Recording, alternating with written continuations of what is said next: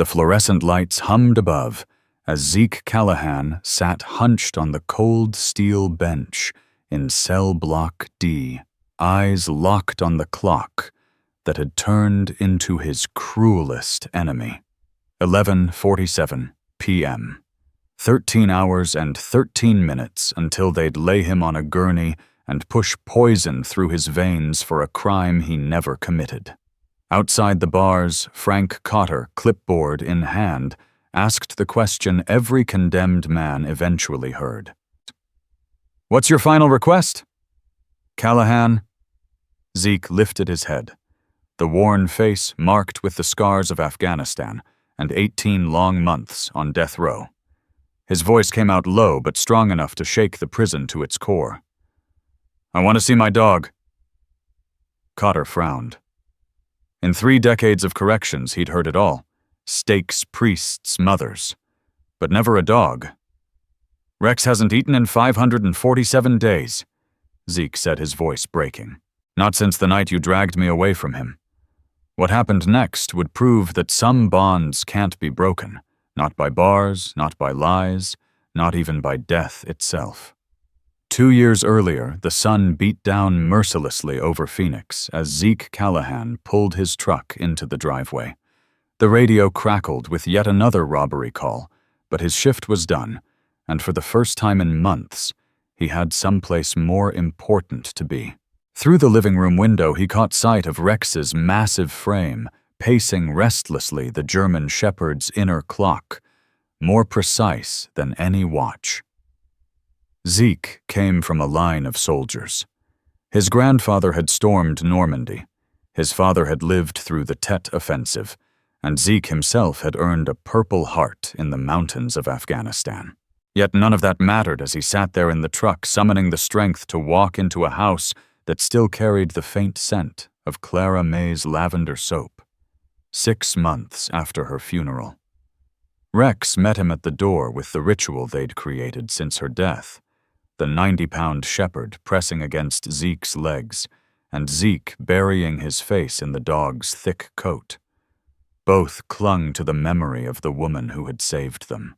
Clara May had been a schoolteacher who couldn't have children, but when Zeke returned from his 3rd deployment with a battle-worn military dog, she opened her heart without hesitation. In her final days, she'd stroked Rex's head and whispered, "He'll take care of you when I can't." Cancer stole her voice, but her words had been prophetic. The house was their story. In pictures, Zeke in dress blues, Clara in her wedding gown, Rex once, a clumsy pup learning how to be a family dog instead of a weapon. Clara had spent 2 years retraining him, teaching him that not every loud bang was incoming fire, that children's laughter was something to cherish, not fear. Rex had been 6 when they lost her, old enough to understand death, young enough to keep hoping she'd walk back through the door. He still curled up on her side of the bed, still fetched Zeke's slippers every morning at 6 a.m., still sat by the mailbox at 3:15 each afternoon, waiting for her to come home from school. Their neighbor Silas Thorne had been a godsend during Clara's illness. Decorated officer 2 streets over, and once Zeke's commanding officer in Afghanistan, Thorne understood the burden of service, the ache of loss, and the bond between a soldier and his dog. He carried the steady presence only another veteran could. "That dog's got more loyalty than most folks I've ever met," Thorne often said, watching Rex shadow Zeke's every move. Clara raised him right. Zeke nodded, never imagining the man offering comfort would one day be the architect of his ruin. The call came at 9:30 p.m. on August 15, 2022, cutting through the quiet like a gunshot. Zeke was on his back porch watching Rex patrol the edges of Clara's memorial garden when his phone lit up with Thorne's number. "Zeke, I need you down at the old Brennan warehouse district. We've got a situation that needs your skill set." The voice carried the crisp command that had once demanded respect in the Hindu Kush. Rex froze ears up, eyes locked on Zeke, with a focus that made his skin crawl. The shepherd began pacing in tight, anxious circles. Hackles raised a low whine, rumbling from deep in his chest. What kind of situation, Zeke asked, unease creeping in as he watched Rex's agitation grow. The dog planted himself between Zeke and the front door, blocking the way. "Anonymous tip," Thorne replied. "Big drug operation. Needs discretion. And someone the people trust. You're the war hero, the hometown guy. They'll open up to you." Zeke hesitated. Rex pressed harder against the door, eyes pleading as if begging him not to go. In all their years together, Rex had never once tried to stop him from answering a call. "Can't it wait till morning?" "Call in narcotics?" Zeke asked. "Time sensitive," Thorne snapped. "My source says they're moving tonight. If we don't act now, we lose them for months. Look, I know you're still grieving Clara, but this is the kind of work she'd want you doing, protecting kids, cleaning up the streets." The mention of Clara struck like a physical blow. Rex whimpered openly, something he never did. "Bradley Rex is acting strange. I've never seen him like this," Zeke said. "Dogs pick up stress," Thorne answered coolly. "You've been through hell. Maybe it's time to admit Rex needs more than you can give. Big dog traumatized, there are facilities that handle cases like his." The suggestion cut Zeke to the bone. Rex was all he had left of Clara. "Rex isn't going anywhere," he said sharply. "Of course not," Thorne replied smoothly. "But tonight you need to focus. This could be the bust of your career. I'll keep an eye on the house, make sure Rex is fine." Duty pulled at Zeke, the ingrained response to a commanding officer's order. But Rex stood firm at the door, eyes desperate. "Give me the address," Zeke finally said. "I'll meet you there. Warehouse District Building 47, no backup. My source is jumpy. We go in quiet, check the situation, then call support." Hanging up, Zeke knelt beside Rex, running his hand over the shepherd's thick coat. "I know, boy. I don't like leaving you either. But duty calls, right? That's what Clara always said." Rex pressed his massive head against Zeke's chest, the gesture heavier this time, as though he was trying to hold him back to memorize the moment. The drive through Phoenix's industrial maze took 20 minutes. The Brennan warehouse stood abandoned windows like dead eyes. Thorne's car was already there, hidden in the shadows. He stepped out as Zeke pulled in, his face hard under the streetlight. "Glad you came. Building's dark, but source says the action's in the basement. Sophisticated setup, armed guards." Zeke checked, his weapon instincts kicking in, though every fiber of him screamed something was wrong. "If we don't move now, we'll lose them for months. Look, I know you're still grieving Clara May, but this is the kind of work she'd want you doing, protecting kids, cleaning up the streets." The mention of her name hit Zeke Callahan like a hammer to the chest. He looked down at Rex, who was whining openly, something the combat-trained shepherd had never done. "Silas Rex is acting strange. I've never seen him like this." "Dogs sense stress, Zeke. You've been through hell this past year. Maybe it's time to admit Rex needs more than you can give. A dog that size that's scarred there are places that specialize in cases like his." The suggestion sent ice through Zeke's veins. Rex was all he had left of Clara May, the only living soul that still remembered her laugh, her soft hands, her endless patience. "Rex isn't going anywhere." "Of course not. I'm just saying tonight you need to keep your head clear. This could be the biggest bust of your career. I'll watch the house, make sure Rex is fine." Duty tugged at Zeke, that ingrained reflex to follow a superior's command. But Rex had planted himself squarely in front of the door, staring up at him with something close to desperation. "Fine. Give me the address. I'll meet you there. Warehouse District Building 47, Old Brennan site. And Zeke, no backup. My source is spooked. We go in quiet, check it out, then call for support." After hanging up, Zeke knelt beside Rex, running his hand through the dog's thick coat. I know, boy. I don't like leaving you either. But duty calls, right? That's what Clara always said. Rex pressed his massive head into Zeke's chest. The gesture felt heavier this time, almost final, as if the dog was trying to burn the moment into memory. The drive through Phoenix's industrial sprawl took 20 minutes.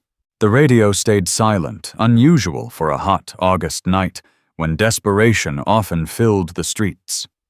The Brennan warehouse loomed like a corpse, broken windows staring like blind eyes. Silas Thorne's car sat tucked in the shadows. He stepped out as Zeke pulled in, face grim in the amber light. Glad you made it. Building's dark, but my source swears they're in the basement. Sophisticated setup. Armed lookouts. Zeke checked his service weapon instincts from Afghanistan running on autopilot. Where's your source now had to bolt. Couldn't risk being spotted. But he left me this. Silas handed over a map, drawn with a precision that felt too professional for any anonymous tipster. They moved toward Building 47, footsteps echoing against concrete. Zeke's gut screamed warnings. The place was too quiet, too perfect. No guards, no movement, no sign of an operation. Silas, this doesn't feel right. You're just nervous. Been a long time since you worked a big case. Grief will do that to a man. They slipped in through a side door Silas somehow knew would be unlocked. Inside the warehouse was a maze of shadows and rusting machinery. Silas led the way with unnerving confidence down a stairwell into blackness. In the basement, a single work light burned over a grisly sight. Thomas Brennan, a small-time dealer Zeke had busted before, lay sprawled in blood. A .38 revolver rested nearby a gun that looked sickeningly close to Zeke's own service piece. Jesus, Zeke muttered, reaching for his radio. Don't. Silas's voice had changed, cold, commanding.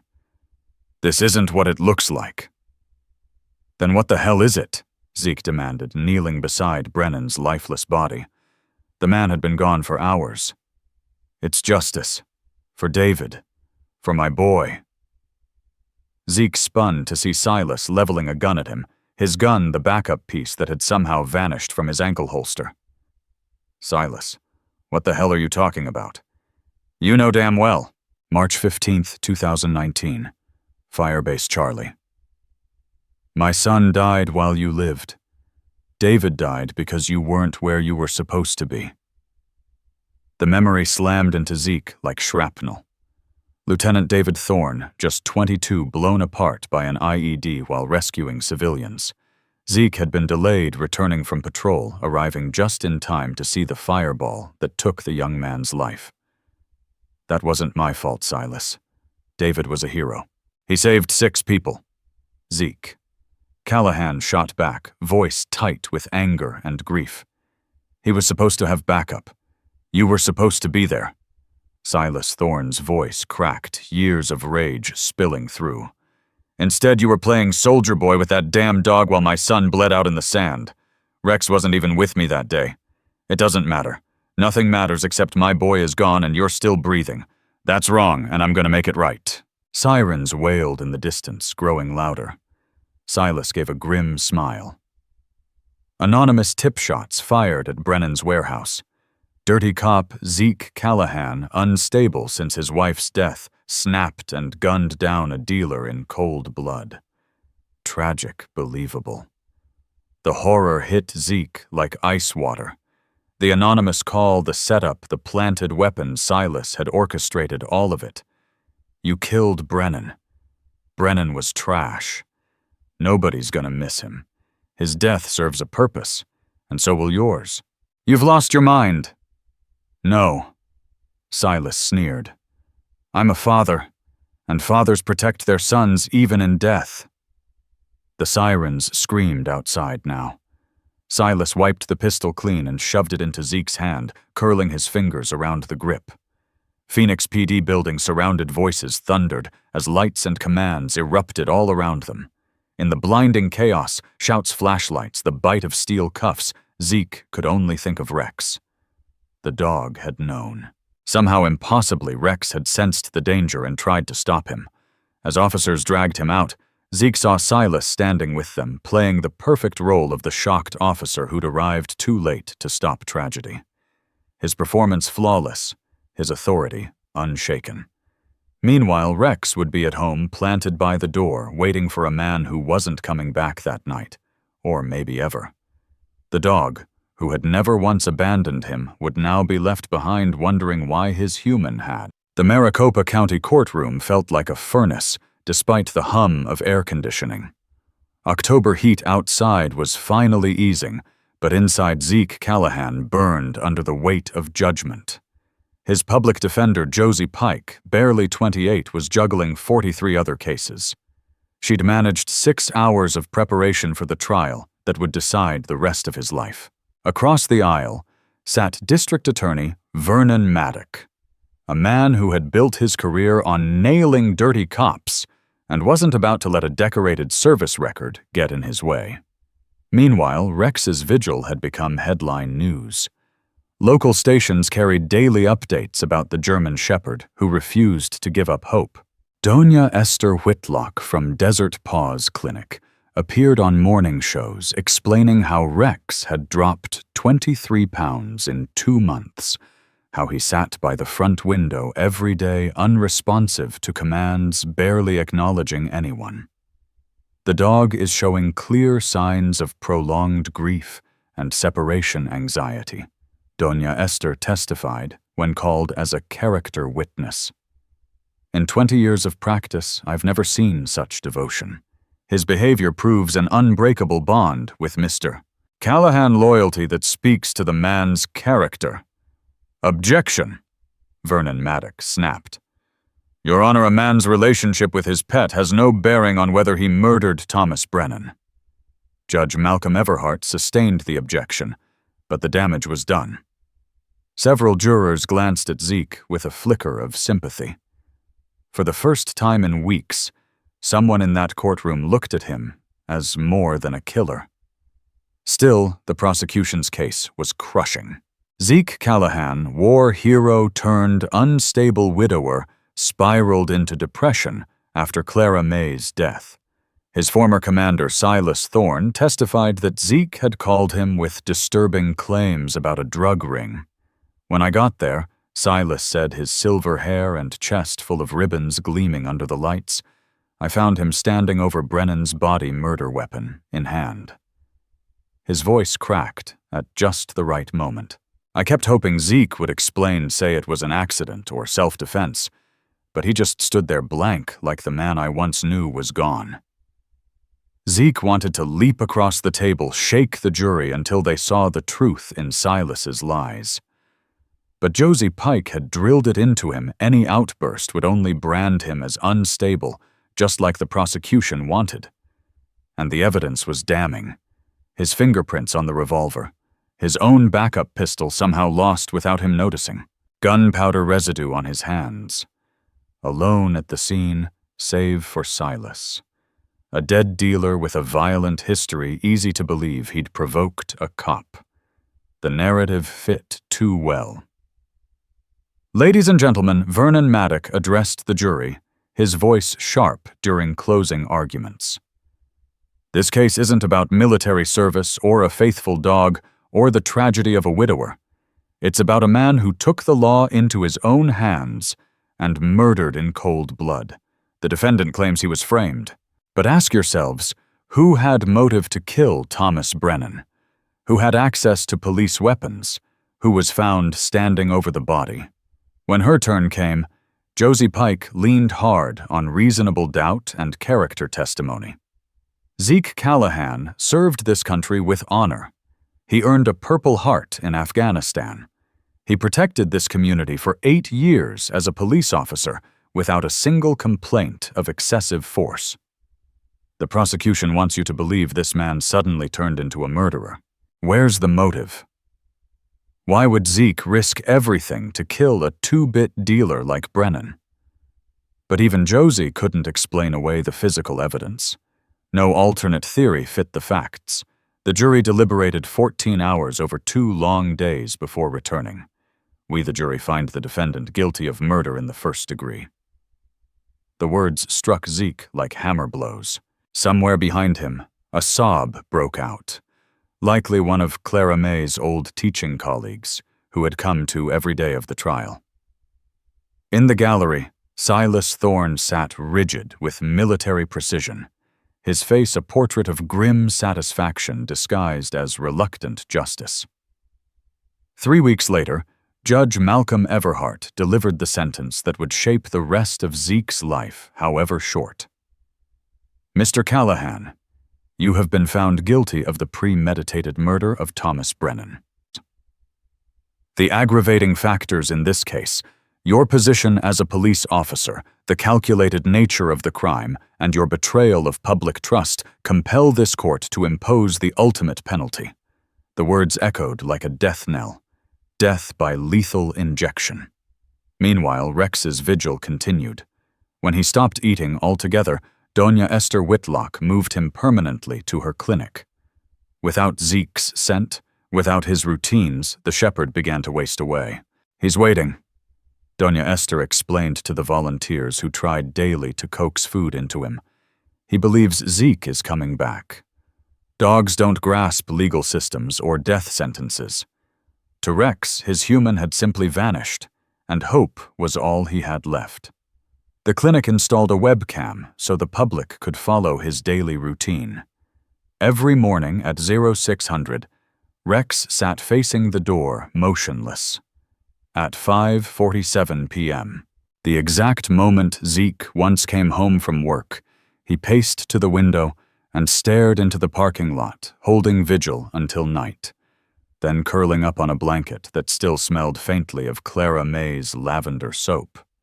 Veterans groups rallied, convinced one of their own was being railroaded. They pointed to Zeke's service record, his work with rescue dogs, his devotion to Clara during her illness. "This isn't the Zeke Callahan we know," said Eli Cormack, a fellow Army veteran. "Something about this whole case stinks." But their voices were drowned out. Law enforcement closed ranks around the conviction. "It's always the ones you least expect," said Police Chief Savannah Pike to reporters. "A badge doesn't make you immune to weakness."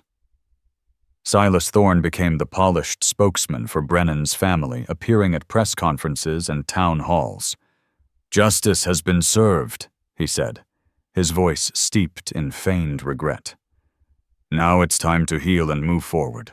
On death row at Arizona State Prison Complex, Zeke was assigned Cell D47, a 10 by 12 concrete box that would hold him until the state carried out its sentence. His cellmate was Amos Holloway, a 60-year-old who had spent 11 years awaiting execution after killing his wife's lover in a jealous rage. "You don't belong here," Amos told Zeke after hearing his story. "I killed a man with my bare hands. I earned this cell. You got set up. You got set." It was the first time anyone had dared say it out loud, and something inside Zeke cracked. For months he'd insisted on his innocence to lawyers and reporters, but hearing it from a man with nothing to gain, that was different. As months dragged on, Rex's story spread far beyond Phoenix. Social media picked up the feed, and the hashtag #Rex. Waits became a worldwide trend. People sent donations for his care toys he ignored, and letters of support that volunteers read aloud. But Rex understood one thing: only Zeke was gone. And loyalty demanded that he wait no matter how long, even if it meant forever. The fluorescent lights of cell block D never dimmed, casting harsh glare over Zeke's concrete tomb. 18 months after his conviction, the man who had once commanded respect on Afghan mountains now spent his days counting ceiling tiles and writing letters to a dog who could never read them.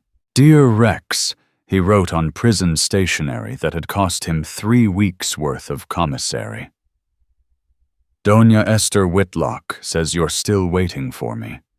I need you to know that even if I can't come home, I never stopped loving you. Clara.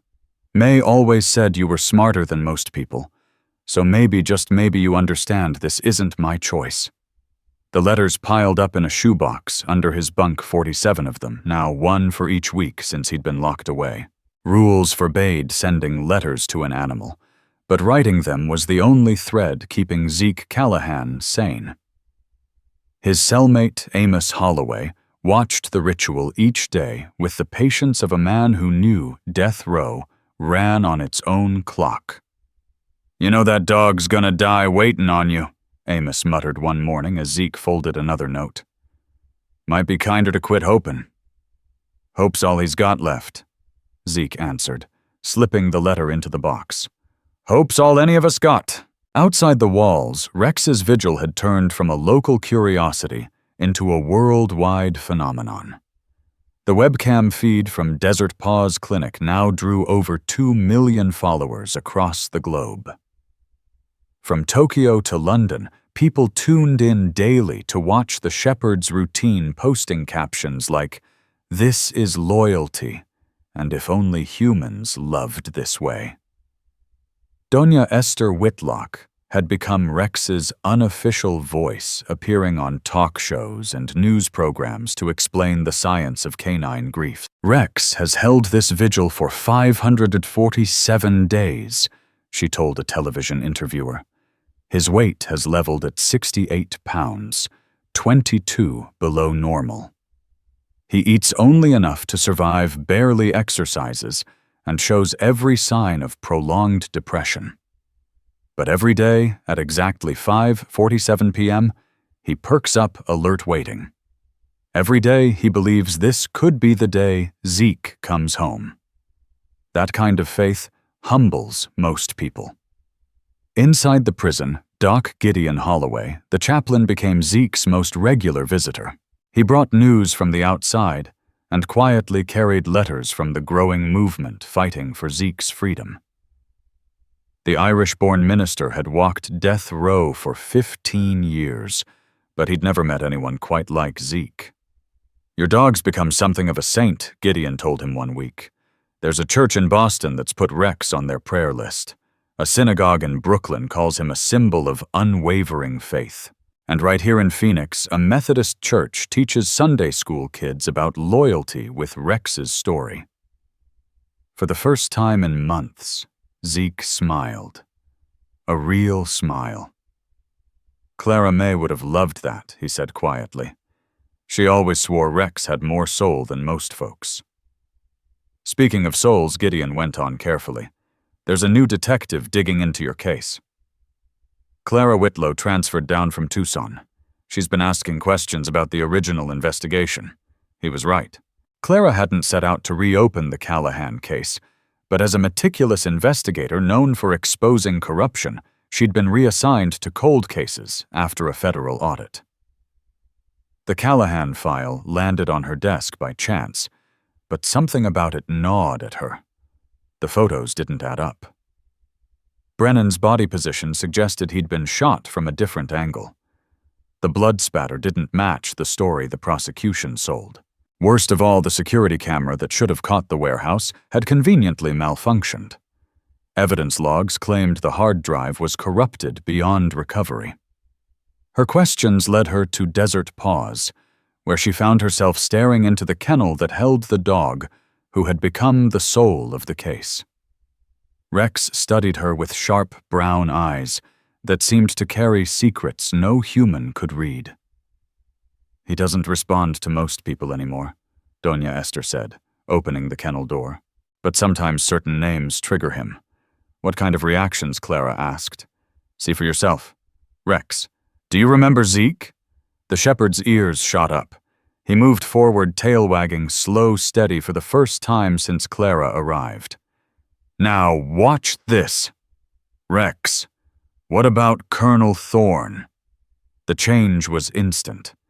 Rex's hackles rose, he shrank back, and a deep growl vibrated from his chest.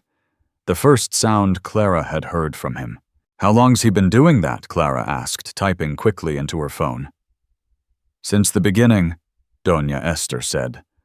"We noticed during the trial, whenever Silas Thorne showed up here to check on Rex's welfare, The dog would become so agitated we had to make him leave.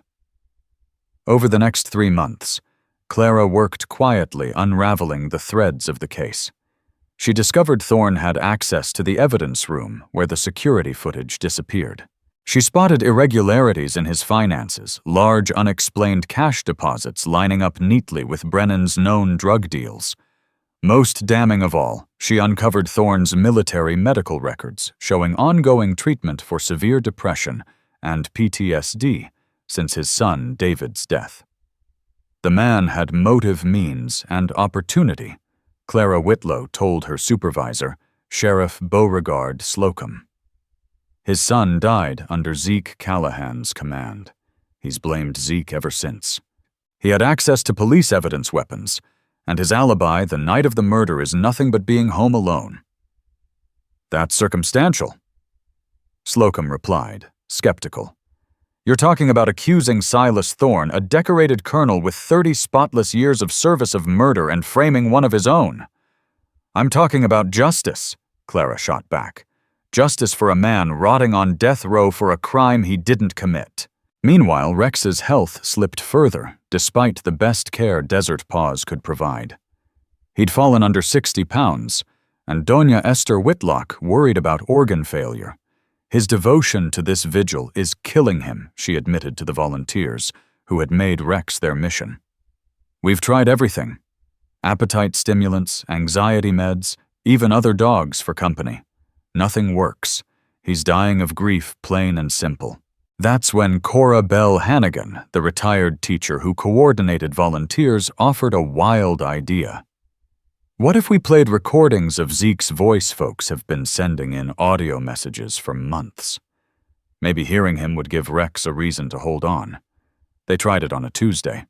A jailhouse interview Zeke had done with a sympathetic reporter played through a speaker. Rex's response was immediate and heartbreaking. He bolted to the kennel door, nose pressed to the mesh, whining and searching desperately for the source. For the first time in more than a year, he finished a full meal. The effect faded, but it proved something vital. Even after 18 months apart, the bond hadn't broken. And for Clara Whitlow, it sparked an idea that might change everything. Silas Thorne kept up his monthly visits to Zeke, posing as the concerned old commander. They had become sessions of slow torture, Silas feeding Zeke half-truths about Rex's decline, twisting the knife of guilt deeper. "The dog's dying, Zeke," Silas said, during their latest meeting, his voice dripping false sympathy. "Doña Esther says it's just a matter of time. Maybe it'd be kinder if you let go." Zeke stared through the glass, finally seeing him for who he was. "You're enjoying this. I'm trying to help you face reality. Your dog is dying because you abandoned him just like you abandoned my boy. David died a hero saving civilians. You disgrace his memory with what you've become." For a flicker, the mask dropped. Years of hatred twisted Silas's face. "David died because you weren't there. And now your dog is dying because you can't be there. Call it karma." He left smug, unaware that Clara was ready to make her move. The case against him was still circumstantial, but strong. And she had an unlikely ally, a German shepherd, whose reactions might hold the key to the truth. Rex had been waiting 547 days for Zeke to come home. Clara intended to make sure that wait meant something. The call came at 5:23 a.m. on August 12, 2024, ripping Frank Cotter from a restless sleep. On the other end, Governor Caroline Everhart's voice was crisp and unforgiving. "Warden, I need you to set an execution date for Zeke Callahan." The Supreme Court denied his final appeal last night. August 15th, 6 p.m. Get it done quickly and quietly. Frank had overseen 17 executions in his career, but this one felt different. Zeke wasn't like the others. He carried himself with dignity, never stopped claiming innocence. And there was Rex the dog, whose vigil had captivated the world. Governor with respect, 3 days doesn't give us much time to follow standard protocol. The media attention alone. That's exactly why it's 3 days, Caroline cut him off. This circus has gone on long enough. A dog doesn't change the fact that a jury found him guilty. Justice delayed is justice denied. Within hours, the date leaked. Outside the prison, protesters rallied with signs reading, "Free Zeke Callahan," and "Rex knows the truth." Counter-protesters held their own vigil for Thomas Brennan. At Desert Paws, Doña Esther Whitlock saw the ripple of tension spread to Rex himself. The shepherd seemed to sense the urgency in the voices of volunteers who had become his family. His eyes, tired but fierce, stayed locked on the clinic door, as if he knew time was running out.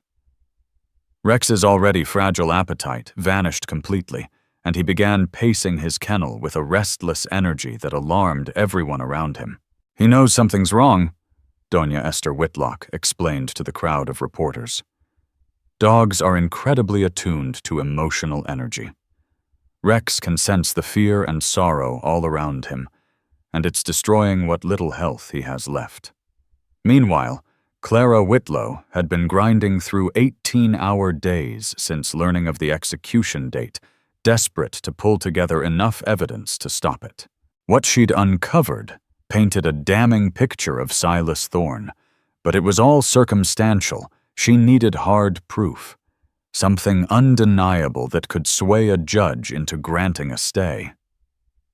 Her break came from a surprising place, prison security footage of Thorne's visits with Zeke Callahan. Clara had originally requested the tapes to document Thorne's manipulation, but what she found went much deeper. In the latest recording, Thorne could be heard saying, "Your dog is dying because you abandoned him just like you abandoned my son." It was more than bitterness, it was personal vendetta. And when Clara cross-referenced the timing of Thorne's visits with Rex's behavior captured on the clinic's webcam, she found a chilling pattern every time Thorne's voice reached Rex. The dog displayed visible stress responses. "It won't be admissible in court," Sheriff Beauregard Slocum reminded her flatly. "A dog's reaction doesn't prove murder." "No," Clara replied, her jaw set. "But it proves Thorne lied."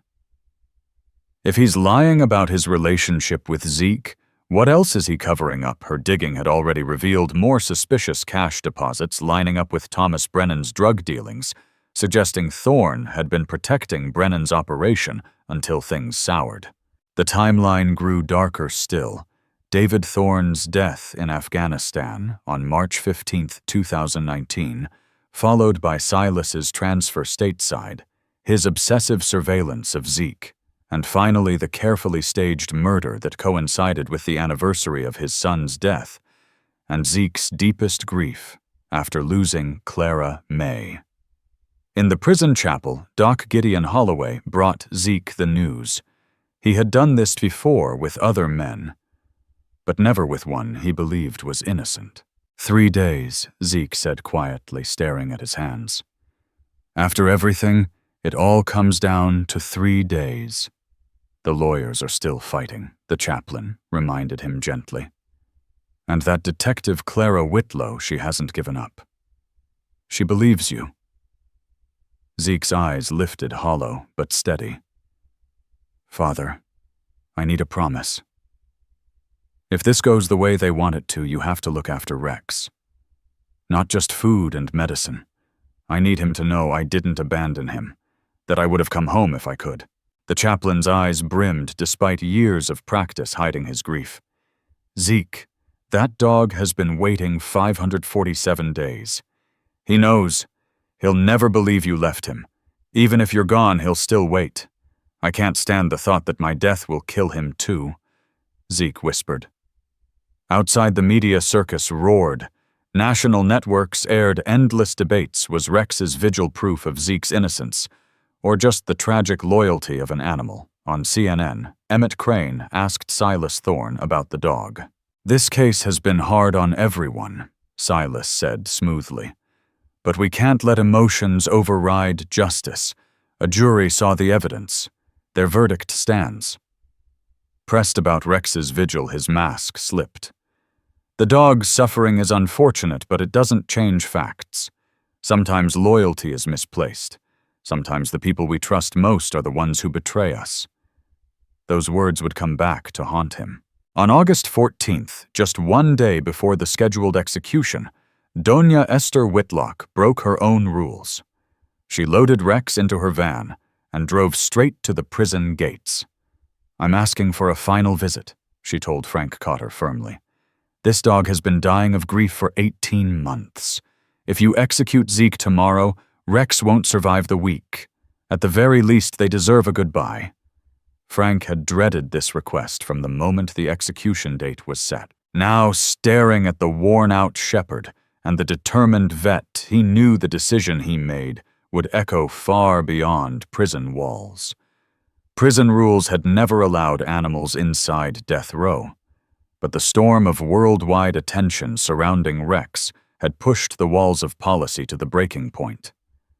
Even worse, some of Frank Cotter's own guards had quietly admitted they doubted Zeke Callahan's guilt. "Dr. Whitlock, you understand this is completely irregular," Frank said, rubbing the bridge of his nose. Warden Doña Esther Whitlock replied firmly.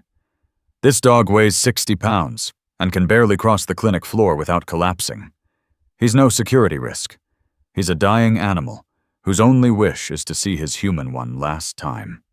Frank turned toward the window, where the glow of news vans and protest signs filled the horizon. In less than 24 hours, Zeke Callahan would be dead, and the world was watching. Finally, he exhaled. "We'll run him through full security, metal scan X-ray the works." And the visit's capped at 30 minutes. 30 minutes is enough, Doña Esther said softly. The following morning, the transport van rolled across the Arizona desert with Rex lying limp in his carrier. Camera crews trailed behind like a funeral procession. In the passenger seat, Esther kept a protective hand on Rex's side. His breaths were shallow, and she feared he wouldn't make it through the drive. But as the van passed the prison's outer gates, something remarkable happened. Rex lifted his head, nostrils flaring, as if the wind itself carried Zeke's scent. "He knows," Esther whispered to Daisy Pike, who sat beside her, filming every moment. Somehow he knows Zeke is here. Inside, Rex endured the most exhaustive inspection an animal had ever faced at the facility. Metal detectors X-rays a full veterinary check, every humiliation suffered, with the calm patience of a soldier who understood the mission. When it was over, Frank made a call he would remember for the rest of his life. "We're moving this to the family visitation room. If this is their last moment together, they deserve privacy." At 3:00 p.m., with 18 hours left before execution, Zeke shuffled into that room in shackles 30 pounds lighter, his once commanding frame reduced to hollow edges. But when the door opened and Rex staggered in Zeke's face, lit with raw joy. Rex found strength no one believed he still had. He pushed from Doña Esther's arms, legs, trembling eyes locked on Zeke. Crossing the floor step by shaky step, he pressed his graying head into his master's chest. "I'm sorry, boy Zeke," whispered his tears soaking Rex's fur. "I tried. God knows I tried to come home to you." Shackled hands stroked familiar ears, and for those minutes the prison walls seemed to fall away. Rex ate from Zeke's hand for the first time in months, tail thumping weakly against the floor. For a brief, fleeting moment, he was the same strong shepherd he'd once been. Then, everything shifted. At 3:47 p.m., Silas Thorne arrived for what he'd called his final visit before the execution. His boots echoed down the corridor like a drumbeat of doom. Rex froze, then his hackles rose high. A deep snarl ripped from his chest, feral protective, filled not with weakness, but with fury. His entire body shook. Not from exhaustion, but from a storm of rage and fear aimed squarely at the man walking toward that door. "What's wrong with him?" asked Boone McAllister, the guard captain overseeing the visit. Rex, frail as he was, stood tall now, planting himself between Zeke Callahan and the door. A deep growl rumbled from his chest, primal and dangerous, the unmistakable warning of a combat-trained dog who had recognized a threat. "He's reacting to something," said Doña Esther Whitlock, her clinical mind offering a diagnosis while every instinct inside her screamed that something was terribly wrong. She knelt closer. "Rex, what is it, boy?" The answer came when Silas Thorne's voice echoed down the hallway. "I just want to pay my respects before tomorrow. Marcus was like a son to me." Rex erupted. His barks thundered through the concrete corridors, sharp and furious, a warning cry that summoned more guards in an instant. But it wasn't simple aggression, there was recognition in those eyes, and an urgent attempt to communicate what words never could. "Get him out of here. Get him out." Zeke pleaded, his voice tight with urgency. "Something's wrong. Rex only acts this way when there's danger." Esther turned face pale. "Warden Cotter needs to see this right now." But it was too late. Silas stepped into the visitation room, and the German Shepherd exploded with a strength no one thought he still possessed. Rex lunged his IV line, ripping free saline, spraying across the floor. "Control your animal." Silas barked, stumbling back against the wall, as Rex strained toward him, teeth bared. But Rex wasn't lunging blindly. He was fixated, nose-driving toward one spot near Thorne, tail stiff hackles raised like live wire. He wasn't attacking. He was alerting. "There's something in your jacket," Esther said suddenly, realization hitting her like a freight train. "He's alerting to whatever you're carrying." Silas's face drained of color. "That's absurd. I was screened like everyone else." Boone McAllister stepped forward, instincts sharp from 2 decades in corrections. "Sir, I'm going to need you to remove your jacket for additional screening." "This is outrageous," Silas snapped. "I'm a decorated colonel. I have full clearance." The commotion drew Frank Cotter into the room. Rex was pawing furiously at the floor where Silas had stood, behavior that screamed detection. "What the hell did the dog find?" Frank demanded. Esther dropped beside Rex, following his nose. "He's trained to detect explosives and other contraband too. Rex, what do you smell, boy?" The shepherd froze nose, aimed like a weapon at Silas's jacket pocket. Esther knew that stance by heart. It was a positive alert. "Search him," Frank ordered.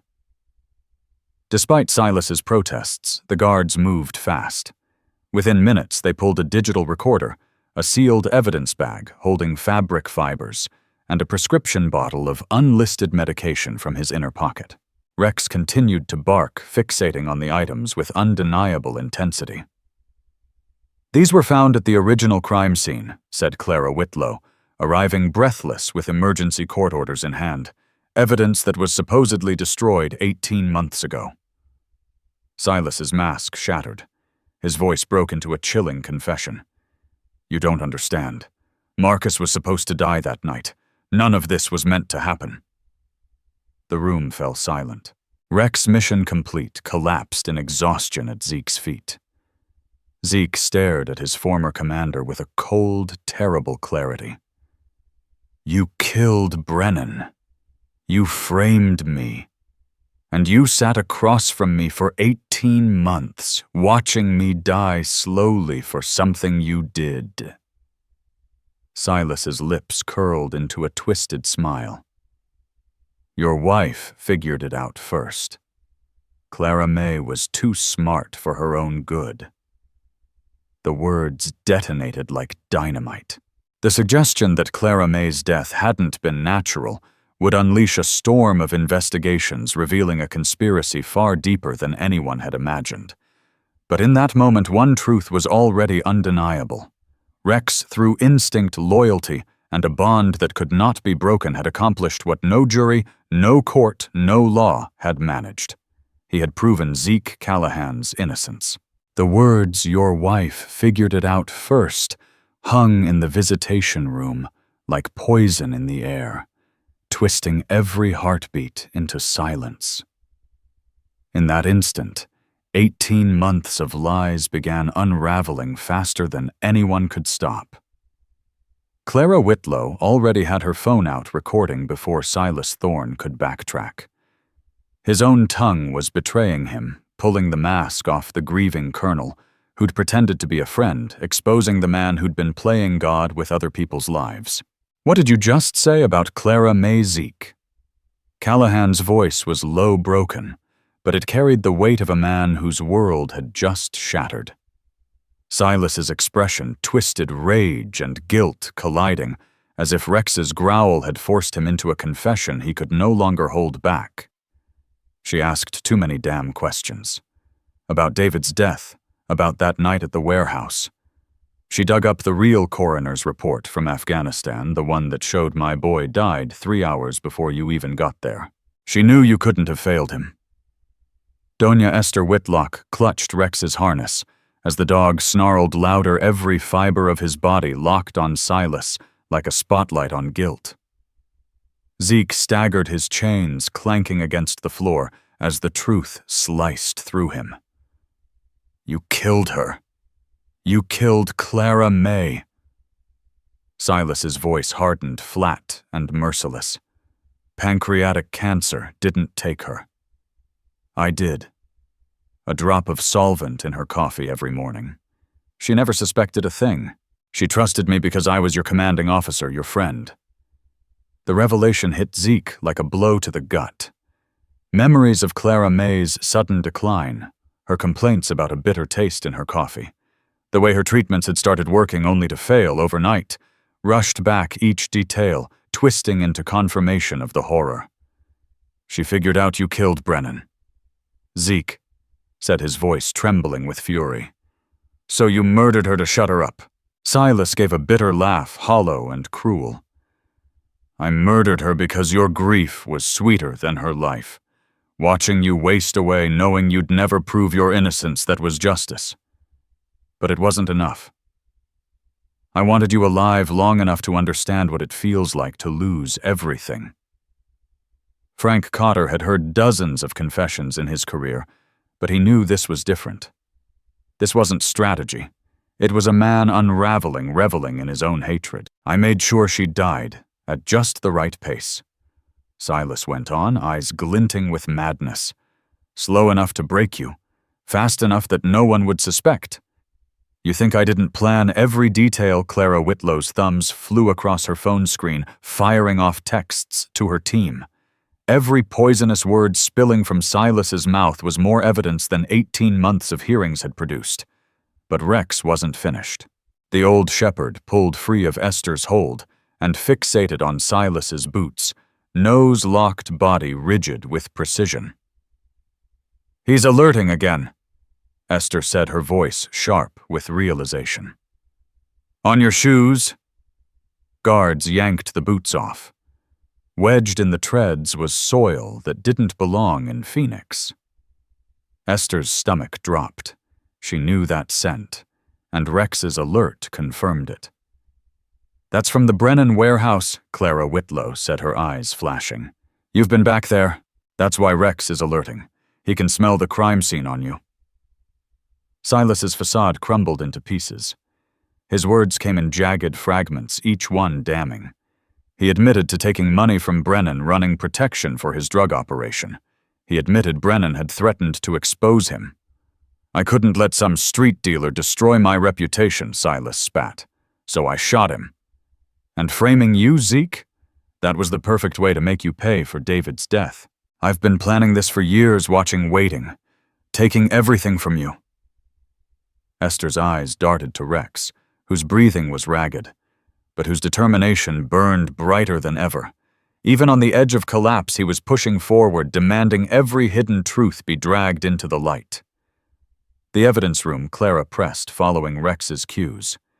You had access to the storage where the security footage disappeared. Didn't you? Silas's silence told them more than words ever could. You destroyed the footage that would have cleared me. I destroyed everything that could have saved you. Silas Thorne admitted, his voice laced with bitter triumph. The video, the witness statements, even Brennan's phone logs that showed our arrangement. I burned it all.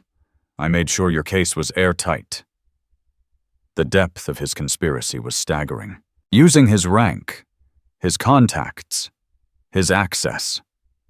Silas had wiped out every scrap of truth-planting lies that made Zeke Callahan look guilty beyond question. The gun, Zeke whispered realization, stabbing through him. You stole my backup pistol after Clara May's funeral. I thought I'd lost it. Silas smirked. I lifted it the day we buried her. You were drowning in grief, leaning on me like family. While you said goodbye to your wife, I slipped the gun from your holster. You never noticed. The weight of it nearly broke him. But then Zeke looked down at Rex, who, despite trembling with exhaustion, hadn't stopped pointing his nose at the man who had destroyed their lives. Somehow the dog had known all along. Somehow he had carried the truth for 18 months. Why keep visiting me? Zeke demanded, his voice raw. Why torture me face to face when you'd already won? Silas's eyes burned with twisted satisfaction. Because killing you outright would have been mercy. I wanted you to feel it losing Clara. May, losing your freedom, watching Rex waste away waiting for you. Every piece of your life stripped until you understood my pain. Rex's body wavered, but his purpose never did. With nothing but instinct, loyalty, and training, he had accomplished what no court, no lawyer, no jury had managed. He had dragged the truth into the light. Guards closed in. Silas was cuffed, his rights read as Clara Whitlow sent urgent filings for an emergency stay. And there, in the chaos, Rex collapsed. Doña Esther Whitlock dropped to her knees, checking his pulse with shaking hands. Zeke fought his shackles, desperate to reach his partner. Is he? Esther's tears streaked down her face. He's alive. Exhausted, but alive. Zeke, he saved you. Outside, the news spread like wildfire. A decorated colonel exposed, a wrongly condemned veteran redeemed, and a dog who had waited 548 days for justice hailed around the world as proof of loyalty stronger than death. But the truth carried a brutal cost. Clara May had been murdered, her memory twisted by betrayal. Healing that wound would take more than a court order. For now, Zeke had only one mission left to bring Rex home. On August 16, 2024, dawn broke gold and rose across Phoenix. Zeke walked out of Arizona State Prison, still wearing the faded clothes from the night of his arrest. The air smelled different, sharper, like life had been handed back to him when he least expected it. Wrapped in Clara May's old quilt, Rex lay in Esther's arms, weak but watchful, his eyes never leaving Zeke. Take your time, Esther whispered, as Zeke reached out, hands trembling to stroke the shepherd's gray muzzle. He's been waiting nearly 2 years for this. The media swarmed cameras, flashing, questions flying, but Zeke heard none of it. He crouched, his lips close to Rex's ear. Let's go home, boy. Rex's tail thumped faintly against the quilt. The house on Maple Street stood ready, kept alive by Doc Gideon Holloway, the VFW, and neighbors who refused to let Clara May's memory fade. Walking through that front door felt like stepping into a shrine of his old life. And Rex, frail as he was, made his rounds. Clara May's side of the bed, the kitchen, the garden where she once read to the sound of his paws on the grass. Every stop was proof of what he had always known. She wasn't coming back, but Zeke finally had. Doña Esther Whitlock's words weighed heavy as she explained, His heart is fragile from the stress and malnutrition. Kidneys are only working at about 60%.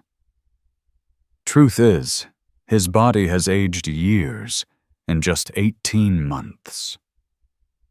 Zeke Callahan knelt by the makeshift bed near the window, stroking the shepherd's graying muzzle.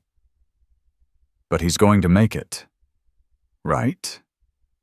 That depends on him, Esther answered honestly. He's stayed alive this long through sheer will. Now that you're home, his body might finally let itself rest, or it may decide his job is done. That first night was the longest of Zeke's life. Rex pressed close against his legs, lifting his head every so often to check that Zeke was still there. A few times he struggled to his feet and shuffled to the front window, staring out at the street like he feared someone might come and take his human away again. On the second day, Clara Whitlow arrived with news that twisted the knife deeper. "We've exhumed Clara May's body," she said gently, aware of the weight of her words. Preliminary tests confirm Thorne's confession. She was poisoned with industrial solvents over months. Zeke's hand trembled as Rex pressed closer to him, sensing the storm inside his chest. How long the examiner believes he started about 6 months before her death. Just enough to push the cancer faster to make sure she died when it fit his plans. It nearly broke him. The idea that Clara May's last months had been stolen by deliberate cruelty was almost too much to bear. But Rex's steady presence reminded him there was still life worth holding on to. Clara laid out the rest. Silas Thorne's full confession, given to avoid the death penalty, revealed the whole plan: 3 years of plotting using military and law enforcement ties to set Zeke up. He admitted to taking Brennan's protection money to killing him when the dealer threatened exposure, and to stealing Zeke's backup pistol from his ankle holster the day of Clara May's funeral. The clincher was the evidence Rex had pointed to fibers from Brennan's crime scene, holding both Thorne's DNA and Rex's. Proof the dog had been there, that he had tried to protect Zeke, and had carried that truth in his nose for 18 months. Rex knew Zeke whispered, finally understanding why his partner had tried so hard to block him that night.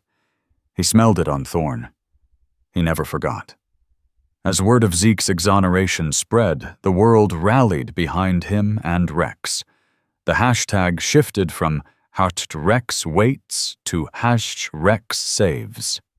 Donations poured in not just for Rex's care, but for other wrongfully convicted veterans. But now the spotlight burned on Rex's fight to recover alongside the man he had saved.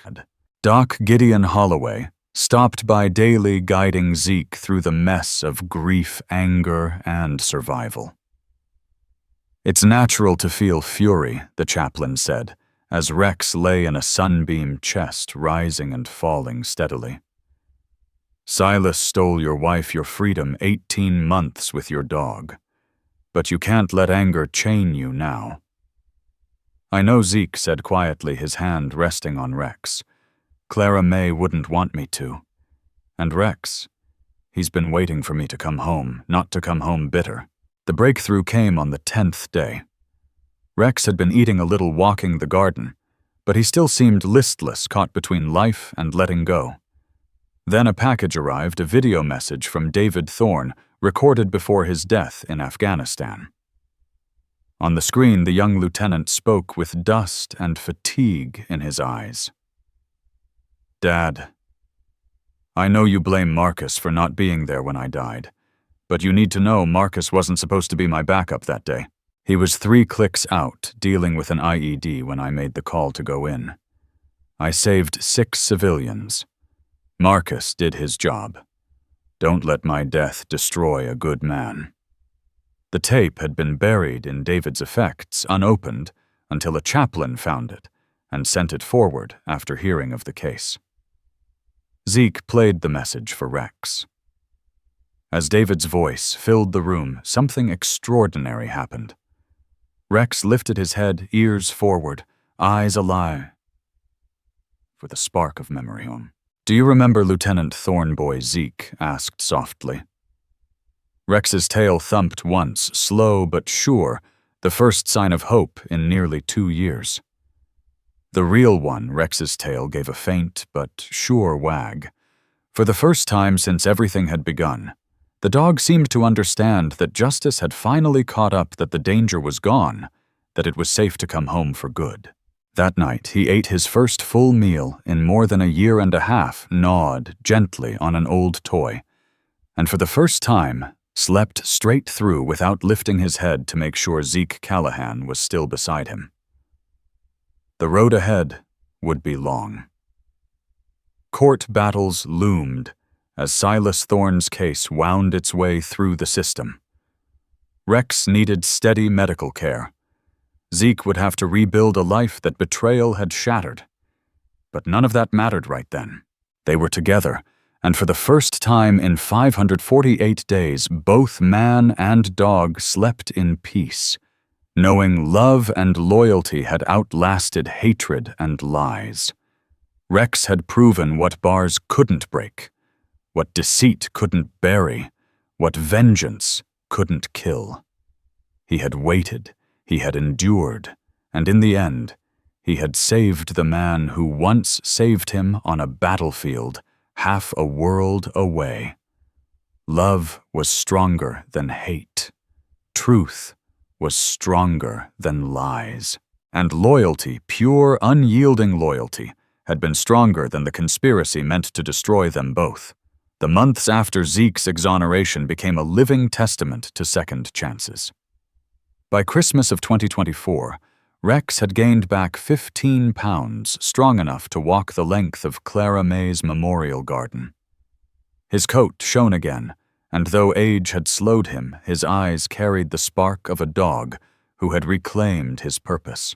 Zeke used the settlement from the state to launch the Clara May Callahan Foundation, pairing rescue dogs with veterans scarred by PTSD and wrongful convictions.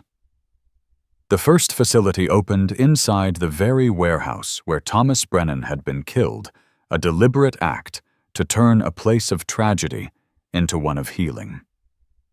Clara May always believed broken things could be made beautiful again, Zeke told the crowd at the ribbon cutting.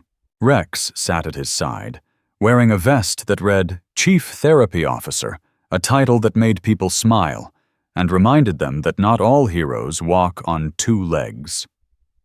The first program paired a dozen veterans with shelter dogs, animals, abandoned just like their new partners, but ready to trust again. Rex became the face of the effort, inspiring soldiers and volunteers alike with his story of faith and endurance. Doña Esther Whitlock came aboard as veterinary director, crafting matching protocols for dogs and veterans that soon became the gold standard nationwide. What Rex taught us, she explained to researchers, is that healing isn't just about time.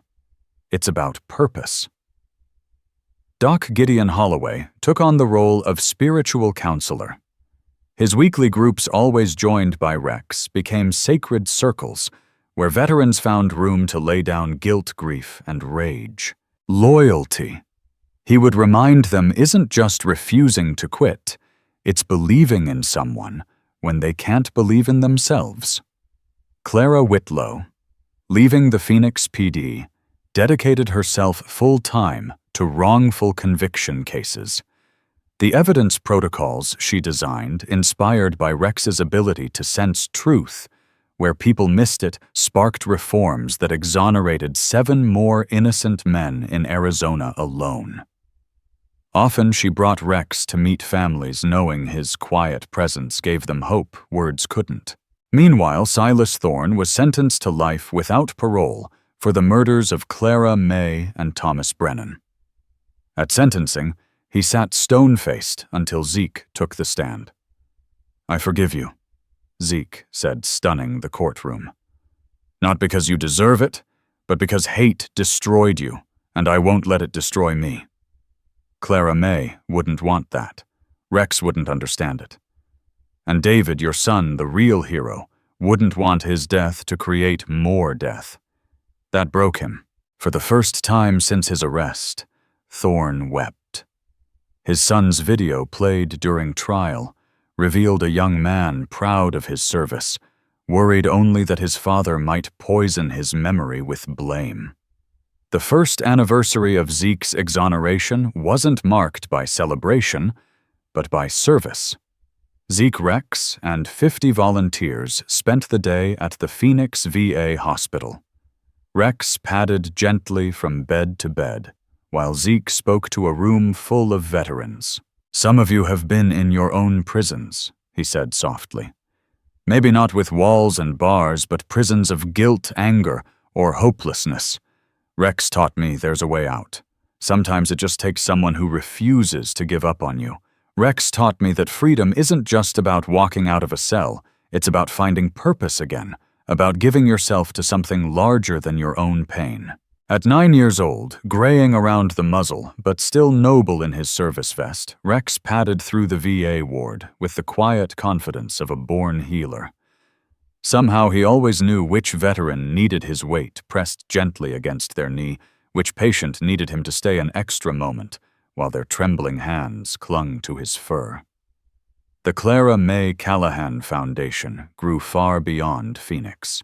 Within 2 years, new centers opened in Dallas, Denver, and Atlanta, each one displaying a framed photo of Zeke Callahan and Rex beneath a simple inscription, "Never give up." In the spring of 2026, Zeke remarried. His bride, Jennifer Walsh, the attorney who had fought his case pro bono, became his partner in building a new life. The ceremony was held in Clara May's Memorial Garden, the very ground where grief had once nearly consumed him. Rex, wearing a small pouch on his vest, carried the rings down the aisle. "She would have loved her," Zeke whispered to Rex before the vows. "She would have wanted us to be happy again." Rex's tail wagged, and for a moment Zeke swore those wise brown eyes were telling him exactly that love multiplies when it's shared. The Foundation's most beloved program became the Rex Initiative Pairing Shelter Dogs with children whose parents were behind bars. These kids, carrying the heavy weight of shame and abandonment, found solace in animals who'd also been cast aside. "Dogs don't judge," explained Daisy Pike, watching a shy 10-year-old stroke a rescued golden retriever. "They don't care where you come from, they just love you." Rex's legacy didn't stop there. His story inspired real change. The Rex Act, a landmark law that required death penalty cases to include advanced evidence reviews and guaranteed condemned prisoners final visits with service animals who had been their companions. It also funded programs linking veterans with rescue dogs, recognizing the profound impact of these bonds in healing PTSD and preventing suicide. Doña Esther Whitlock published a groundbreaking study on canine intuition and criminal investigations using Rex's work as the cornerstone. "Rex didn't just save Zeke," she wrote. "He changed how we see the partnership between humans and animals in the pursuit of truth." Police departments across the country began adopting her methods, solving cold cases once thought impossible. On Rex's 10th birthday, the Foundation hosted its largest gala yet. Veterans' families, politicians, even celebrities packed the Phoenix Convention Hall. Rex sat beside Zeke's chair, quiet and content, watching the crowd celebrate. When Zeke took the stage, his words brought everyone to their feet. "Rex never stopped believing in me, even when I stopped believing in myself." He waited 548 days for justice, not because he understood courts or laws, but because he understood love. Tonight we celebrate not just a dog, but loyalty, hope, and the bonds that make us whole. The event raised over $2 million, but its true weight was measured in the ripple effect of healing spreading across the country, all sparked by one dog's faithfulness. Rex passed peacefully on a warm September morning in 2027 beneath the same Arizona sky where his story began. He was 11. In his final moments, surrounded by Zeke, Jennifer, and Doña Esther in Clara May's garden, Rex laid his heavy head in Zeke's lap, eyes saying what words never could. "It's okay. You'll be okay. There's still work to do." The memorial service overflowed the Phoenix Veterans Auditorium.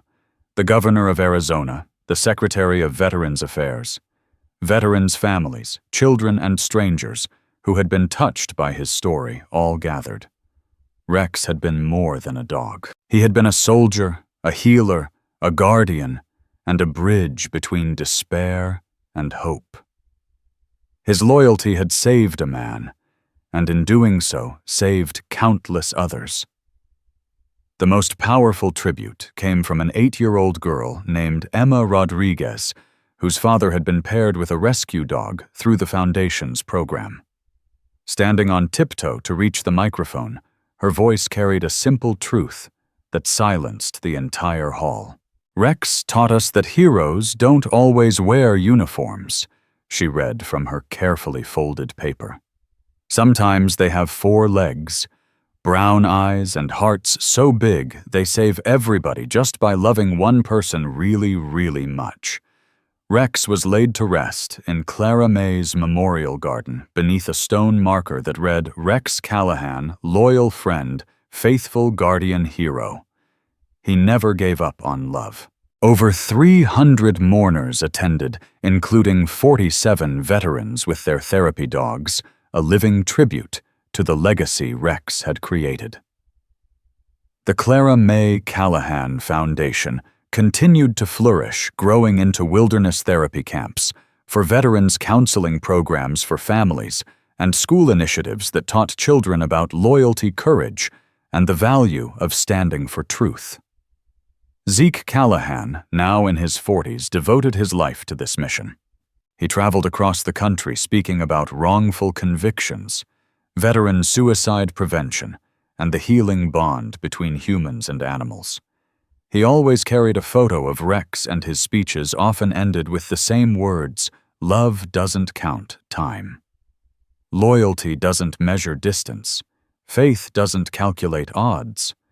Rex showed me that some bonds are stronger than bars, lies, or even death itself."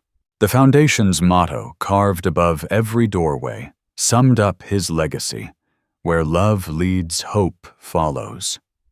As the years passed, Rex's story outgrew even the Foundation. It became a sermon told in small-town churches, a legal case study in law schools, and a bedtime story whispered by parents who wanted their children to understand what true loyalty looks like. In the end, Rex had done more than save one man's life. He proved that in a world too often hardened by cynicism, love remains the most powerful force of all, patient, relentless, and triumphant over any darkness that tries to divide us. The soldier who once rescued a battle-scarred shepherd in Afghanistan had been saved in return by that same dog's unbreakable son. Together, their story became larger than redemption. It became proof that loyalty, love, and hope can reshape not just a life, but the world itself. Some bonds, Rex showed us, cannot be broken. So when you think about your own life, about the friends you've stood by, the dreams you've held on to for years, or the loved ones who believed in you even when you couldn't believe in yourself, ask yourself, who has been your Rex? And maybe more importantly, for whom will you be Rex?